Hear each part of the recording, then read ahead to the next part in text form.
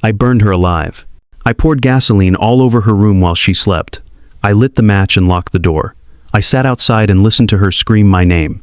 I was 15. She was 7 months pregnant. Have you ever killed someone you love to save them? I know what you're thinking. I'm a monster. A psychopath. The teenage face of evil. That's what the papers called me. It's what people screamed outside the courthouse. What they spit at me now that I'm out. But nobody, absolutely nobody, knows why I did it. And I need to tell someone. I need someone to understand that I'm not crazy, that I had my reasons, that it was the only way out I could find with a 5-year-old's brain, shattered by things no kid should ever have to live through. My name is Jayden. I'm 17, and it's been 3 weeks since I got out of the juvenile detention center, where I spent the last 2 years of my life. I wear an ankle monitor. I have mandatory therapy 3 times a week. I can't be near minors without adult supervision. People recognize me on the street and film me. On TikTok, I'm the monster who burned his pregnant sister. There are videos of me coming out of the grocery store with my mom, with comments saying, I deserve to die, asking how they could let me out, that I'm a danger to society. And maybe they're right. But let me tell you who I was before I became this. Before the smell of gasoline got stuck in my brain forever. When I was 13, I was invisible. The quiet son. The one who got straight A's that nobody celebrated because it was just expected of me. My mom, Sharon, worked double shifts as a nurse's aide. My stepfather, Mark, was a supervisor at a distribution center. And my sister, Chloe, she was the star of the family. Chloe was 18 when I was 13. She was beautiful. It wasn't just me saying it. Everyone did. She was studying to be a nurse. She had a perfect boyfriend named Ryan, who brought my mom flowers and shook Mark's hand. On Sundays, we'd all have dinner together, and Mark would joke about the wedding Chloe would one day have. My mom would cry with happiness, picturing her in a white dress. I was the one who set the table in silence. The happy family everyone saw from the outside. That was us. A normal, working-class family that worked hard, believed in God, and went to church every Sunday. A family where the stepfather was a good man who had stepped up to raise another man's son, where the oldest daughter was going to be a nurse, where the youngest son was going to get a scholarship to college. But perfect families don't exist. And mine was hiding things that not even the worst horror movies would dare to show. It all started one night in October when I was 13. My mom was on a night shift. Chloe was out with Ryan. Mark and I were alone, watching TV. He was drinking beer after beer. I was doing math homework on the couch. I'm not going to get into the details of that night. I can't. It still makes me want to throw up when I think about it. I'll just tell you that I learned your own body can betray you, that you can cry without making a sound, that there's a kind of pain that doesn't have a name, and that when an adult threatens to destroy your mother if you talk, you stay quiet, because you're a kid and you're alone. That was the first time. There were many more over the next 2 years. Mark always waited for the perfect moment. When Mom was working late, when Chloe was staying at Ryan's, when I was alone and vulnerable and small. He told me it was my fault, that I was asking for it, that if I told anyone, nobody would believe me. You're a weird kid, Jayden.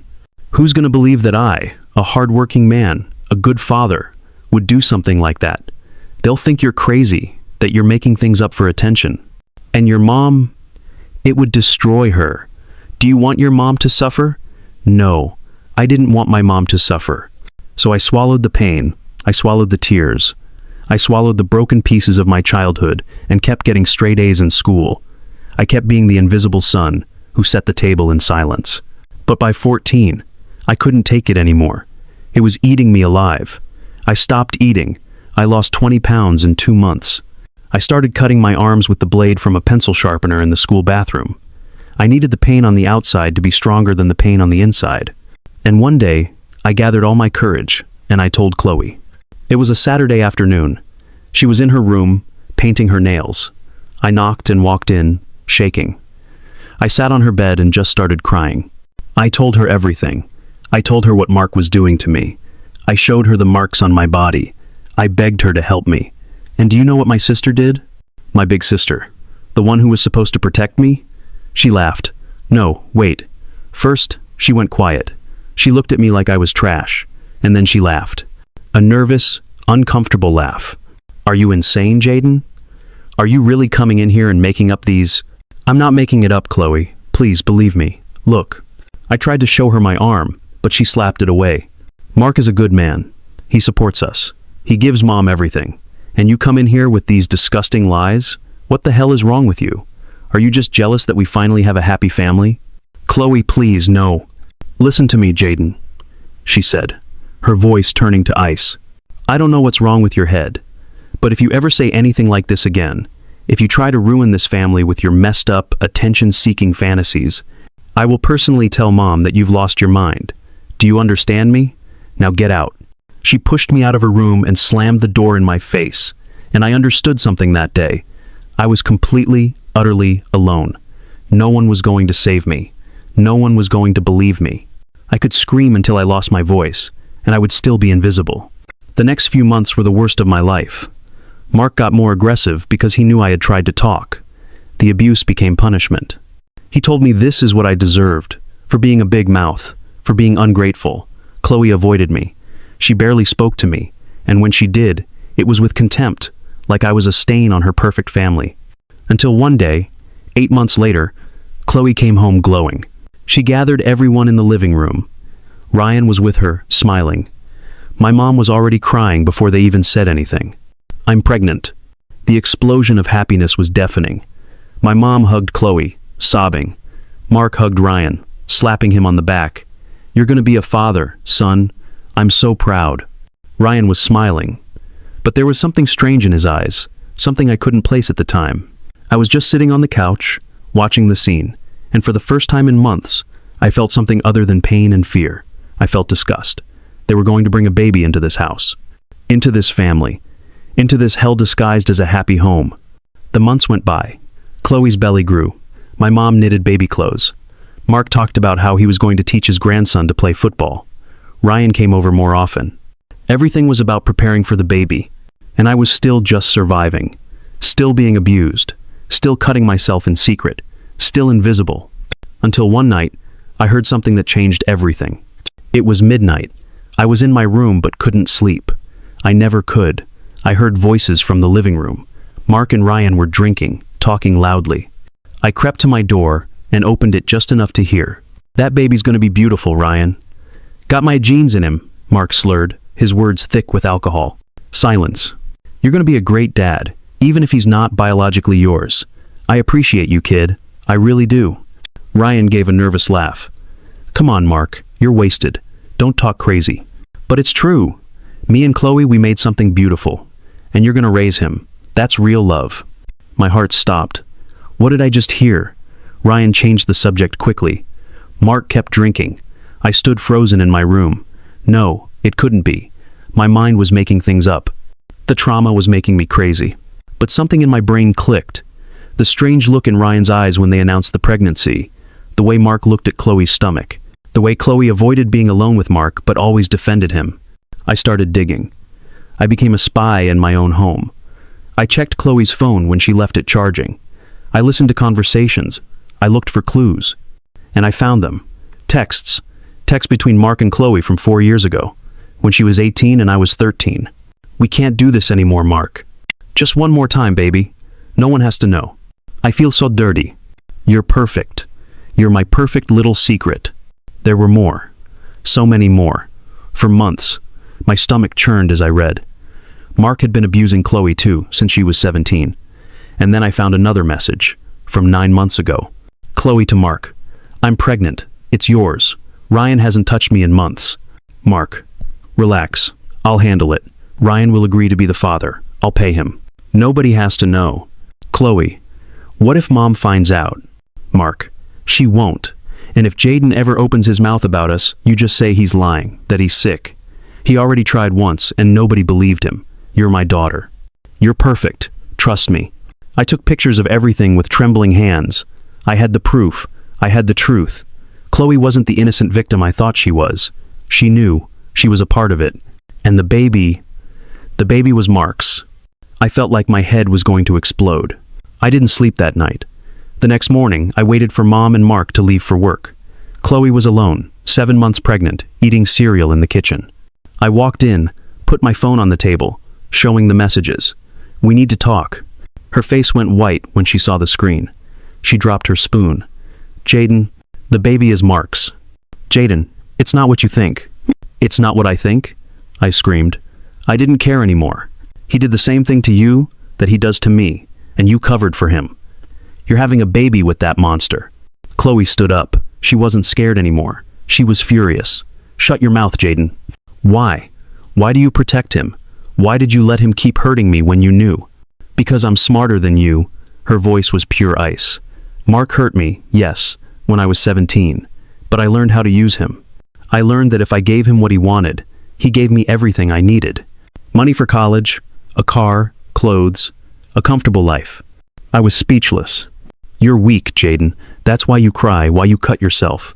It's why nobody believes you. I'm strong. I took control of the situation."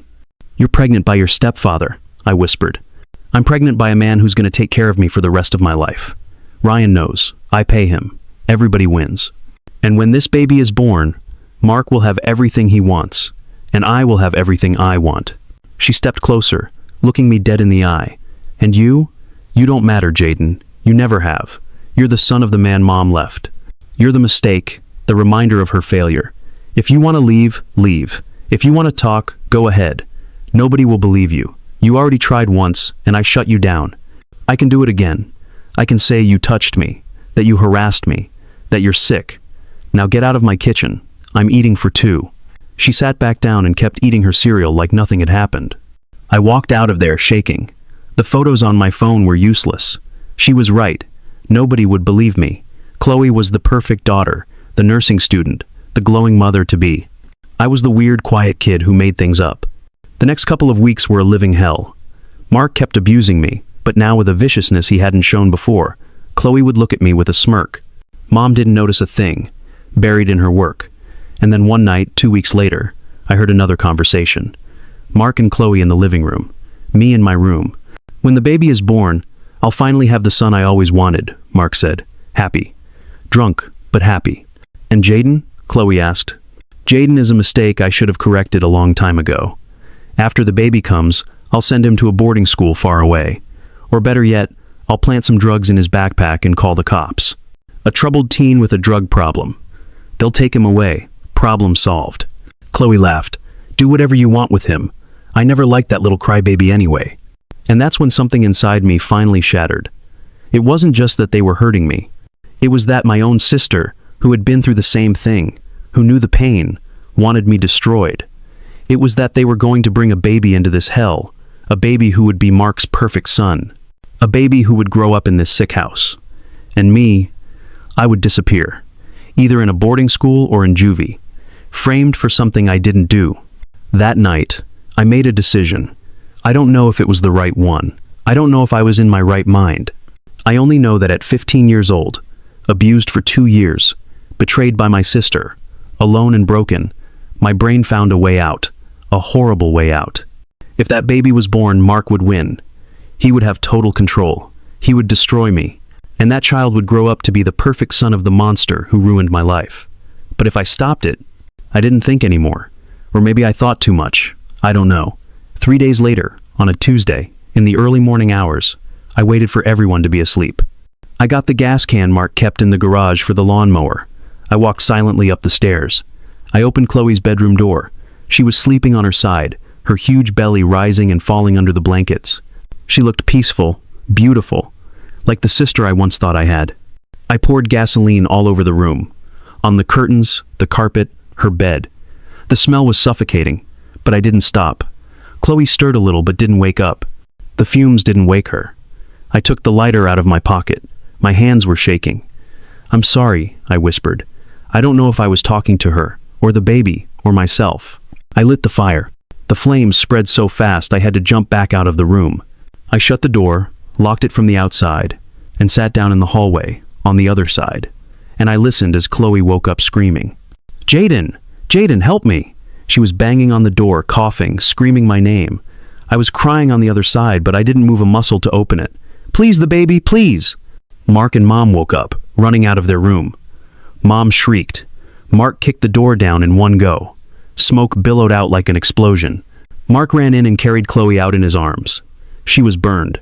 Her skin, her face, her belly. Mom was on the phone with 911, hysterical. I just sat there in the hallway, watching them. Mark saw me. "What did you do?" "What I had to," I said, my voice empty. The ambulance came. They took Chloe away. Mom went with her. The police came after. I didn't run. I didn't hide. When they asked me, I told them the truth. It was me. I poured the gas and lit the fire. I wanted to kill her. Why? I had to. I didn't say anything else. Not about the abuse, not about the baby being Mark's, not about any of it. What was the point? No one would believe me anyway. Chloe died 6 hours later in the hospital. Burns over 70% of her body. The baby died too. 2 lives. I took 2 lives. They took me to a juvenile detention center. I confessed to everything. Well, everything except the real why. I just said I hated her, that I wanted to hurt my family. The trial was fast. 2 years in juvie. Mandatory therapy. A record for life. The newspapers tore me apart. Psychopath teen burns pregnant sister alive. The 5-year-old monster. Family destroyed by demonic son. Mark cried on the stand. He said he didn't understand what had gone wrong with me, that he'd always treated me like a son. Mom didn't speak. She just cried. No one ever asked why a 5-year-old kid would do something like that. No one dug any deeper. They just convicted me and locked me up. Mark left my mom 6 months later. Just disappeared. Mom fell into alcoholism, lost her job. And I spent 2 years in that center. 2 years of therapy where I didn't talk. 2 years of other kids asking what I did. 2 years carrying the weight of 2 deaths. I got out 3 weeks ago. I'm 17. Ankle monitor therapy 3 times a week. I live with my mom in a small apartment. She barely speaks to me. She drinks vodka for breakfast. She cries looking at pictures of Chloe. I've looked for a job, but nobody hires the monster who burned his pregnant sister. People recognize me on the street. They film me. They yell things at me. Murderer, hope you rot. They should have killed you. And maybe they're right. But here's the truth nobody ever knew. Mark abused me for 2 years. Chloe was abused too, but she chose to cover it up for money and comfort. The baby that died was Mark's, not Ryan's. It was all a setup. A rotten family disguised as a perfect one. Does that justify what I did? I don't know. I killed one person and an unborn baby because of a monster who is still free. Mark never paid for what he did. I did. But that baby wasn't going to have a life. He was going to grow up in that house with that man. He was going to be molded by Mark. He was going to suffer, or worse, he was going to become another Mark. I saved him. Or at least, that's what I tell myself, so I can breathe. But I can never really breathe, because it always smells like gasoline. In my dreams, I see Chloe banging on the door. I hear her screaming my name. I see the flames reflected in my 5-year-old hands, and I wake up sweating, smelling gasoline that isn't there. Was I right? Was I wrong? I stopped a cycle of abuse, but I did it by killing. I saved a baby from a lifetime of suffering, but I did it by murdering him before he was even born. My therapist says I need to forgive myself, that I was a traumatized kid, that I wasn't in my right mind, that I need to heal. But how do you heal from something you did on purpose? I didn't lose control. I planned it. I waited. I executed it. It wasn't a moment of insanity. It was a choice. A horrible, irreversible, unforgivable choice. But in my broken, abused 5-year-old mind, it was the only way out I could see. I carry that. Every day. Every night. People hate me. My mom hates me. I hate myself. But if I could go back in time, I don't know if I would do anything differently, because that baby didn't deserve to be born into that hell. Chloe chose to be Mark's accomplice. And I chose to stop them in the only way my shattered brain could figure out. Am I a monster? Probably. Am I a victim? Also yes. Can I be both? That's the question that haunts me every night when I smell gasoline in my sleep. I'm not looking for forgiveness. I don't deserve it. I just wanted someone to know the truth. The whole truth. Not the newspaper version, not the trial version. My truth. The truth of a boy who was destroyed, and in his desperation, destroyed others. I don't regret stopping Mark from having that perfect baby, from continuing the cycle. But I will always regret that Chloe and that baby had to pay for the sins of a monster who is still free. Mark is out there somewhere, living his life. I'm here, with an ankle monitor, smelling gasoline every night. It's fair, isn't it? It's reality. And now you know what nobody else does. You decide if I'm the villain, or the victim, or both. Because I don't know what I am anymore. I just know that what I did to my pregnant sister smells like gasoline in my dreams. And it's going to smell like that for the rest of my life. Hey, if you made it this far, I need to ask you something. I know the story is heavy. I know you probably don't know what to think of me. And that's okay. I don't know what to think of myself either. But if this story moved you at all, if you felt even a tiny piece of what I went through, hit the like button. I know it sounds weird to ask after telling you something like this, but I need to know that someone out there really heard me. Not as the monster from the news, but as Jayden. The kid who was destroyed before he did the destroying. And if you want to be part of this community, where we tell the stories no one else dares to, subscribe. Just hit the subscribe button. It's right down there. One click. Because you're not alone. I'm not alone. We all carry things, some heavier than others, but here, we listen without judgment. Or, hey, judge if you want. It's cool. I judge myself every single day. I also want you to know we upload new stories every day. Real stories. From real people who live through things they can't talk about out loud. We tell them completely, uncensored, unfiltered. If you have a story you need to get out, leave it in the comments. Maybe we'll tell it. Maybe your truth needs to be heard too. Sorry if the video was so long, but you can't tell these things in 2 minutes. I just needed to vent to someone who might understand. And thank you. Thank you for staying to the end. Thank you for being a part of this. See you in the next video, if you dare to come back after this. But something tells me you will. Because we all have a little darkness inside. And sometimes, we need to see the darkness in others to understand our own. Take care. And if you're going through something, please, talk to someone. Don't wait until it's too late, like I did. Although, you already know my answer. For me, it was already too late when I was 13. Bye.